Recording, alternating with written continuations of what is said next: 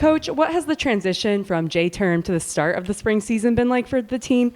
Can you touch on the performances of the players who competed over the break? Yeah, of course. The boys did a really good job of getting down south and playing in events.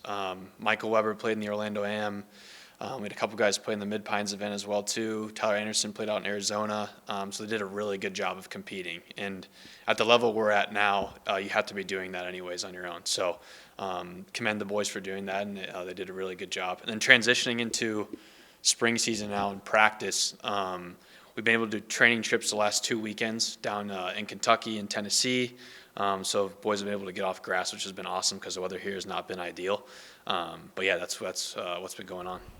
And now that your group is all together again, how have the first couple of weeks back been on campus? Yeah, again, like what I was saying, we've been a couple of training trips, getting the ball in the hole, counting with the scorecard, all that good stuff. While we're on campus, we've been doing a lot of inter-squad competition, just whether it's with TrackMan, utilizing disc, doing wedge targets, putting sticks in the indoor studio, everything like that, trying to keep them stimulated. It does tend to get a little monotonous and boring this time of year in the winter. We utilize our friends over at Miles of Golf as well, too, in Fairfield, Ohio, so they've been great to us. They have heated bays there where you can kind of see ball flight in to out, which has been great.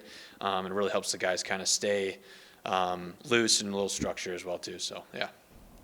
And your last tournament as a team came back in October, and a lot can change over those 4 months. Based on what your student athletes have been doing since then and their activity over the break, is there anyone on your team you're expecting to take a real step forward as the spring portion of the season gets underway? Yeah, I mean, all 11 guys are in a really good spot. Specifically, the 5 from Hawaii. Michael Weber had 2 wins this past fall. Morgan also had an unbelievable productive J-turn, put 10 pounds of, not muscle, but 10 pounds of weight on. So he's got way more stability in his golf swing.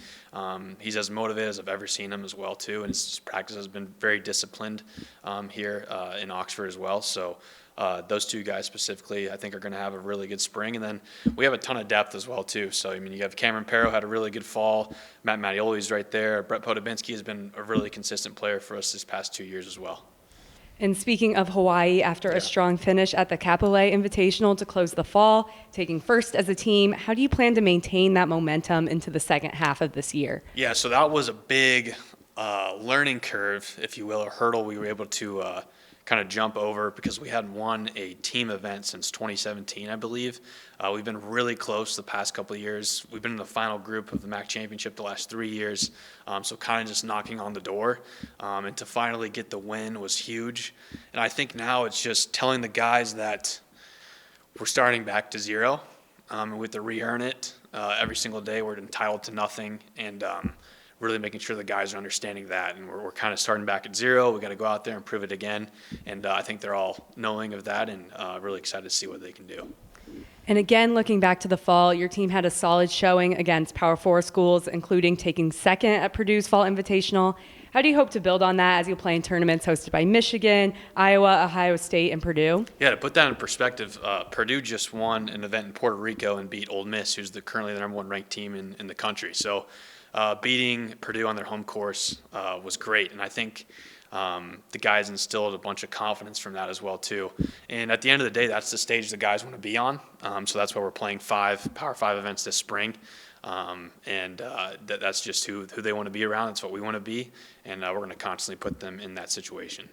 And then looking to the spring season, who do you have penciled into the lineup for the first event of the season as you get ready to head to Texas? Yeah, so the Border Olympics, this will be our 3rd year going here. So all 5 guys who I've chosen, they've either been there once or twice and played in the event, so they're pretty familiar. In the 1 hole will be Morgan. Finished the season off really well and strong in Hawaii, finished second there. He's, again, like I said earlier, the kid's had a phenomenal J-term on his own. He's put in a ton of work. And then Cameron Perro will be our 2-man. His dad was actually an All-American here, and he is his swing coach, is Mike. They got some time together down in Florida. I feel really confident in his game. And then Brett Podobinski will be in the 3 hole. Again, Brett's been a really consistent, reliable player for us. And then Matt Mattioli will be in the 4-hole. He shot 66 at the Mid-Pines event over J-Term.